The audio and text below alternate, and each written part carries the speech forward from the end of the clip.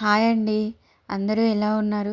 ఈరోజు మనం మన ఛానల్లో అపోలో ఫిష్ కర్రీ ఎలా చేయాలో చూద్దాం. ముందుగా మంచిగా నీట్గా వాష్ చేసుకున్న అపోలో ముక్కల్ని తీసుకోవాలి. ఇందులో సరిపడినంత కారం నేను 2 స్పూన్స్ తీసుకున్నాను హాఫ్ కేజీ ముక్కలకి. మరియు సాల్ట్, పసుపు, జీలకర్ర పొడి, ధనియాల పొడి, మెంతి పొడి వేసుకోవాలి. ఇదంతా ముక్కలకి పట్టేలాగా మంచిగా కలుపుకొని మ్యారినేట్ చేసుకొని పక్కకు పెట్టుకోవాలి. ఇప్పుడు మిక్సీ జార్ తీసుకొని 2 టమాటాలు, ఒక హాఫ్ ఆనియన్, 4 వెల్లుల్లి తీసుకొని మిక్సీ పట్టుకోవాలి. ఈ మిశ్రమాన్ని పక్కకు పెట్టుకోవాలి. ఇప్పుడు ఒక బౌల్ తీసుకొని 2 స్పూన్స్ ఆయిల్ వేసుకోవాలి.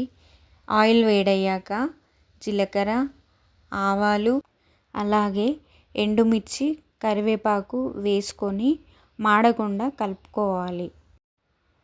చిన్నగా కట్ చేసిన ఆనియన్ ముక్కల్ని వేసుకొని కలిపి మూత పెట్టుకోవాలి. 2 మినిట్స్ తర్వాత మూత తీయాలి. 4 వెల్లుల్లి తీసుకొని అప్పటికప్పుడు ఫ్రెష్గా దంచుకొని వేసుకోవాలి. అలాగే ముందుగా దంచిపెట్టుకున్న అల్లం పేస్ట్ని వేసుకొని బాగా కలుపుకోవాలి. ఇప్పుడు పసుపు యాడ్ చేసుకొని కలుపుకోవాలి.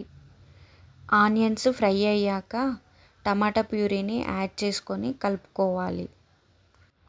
కాసేపటి తర్వాత చూస్తే ఇలా ఉడుకుతూ ఉంటుంది. ఇందులో మనం ఇప్పుడు 1 స్పూన్ కారం, 1 స్పూన్ ఉప్పు యాడ్ చేసుకొని కలుపుకోవాలి. కాసేపటి తర్వాత ముందుగా మ్యారినేట్ చేసిన ఫిష్ ముక్కల్ని యాడ్ చేసుకొని బాగా కలుపుకోవాలి. మూత పెట్టుకొని కాసేపు ఉడికించుకోవాలి. ఇప్పుడు ముక్కలకి సరిపడా వాటర్ యాడ్ చేసుకొని ఉడికించుకోవాలి. ఇలా చిక్కగా గ్రేవీ వచ్చాక సన్నగా తరిగి పెట్టుకున్న కొత్తిమీర యాడ్ చేసుకోవాలి.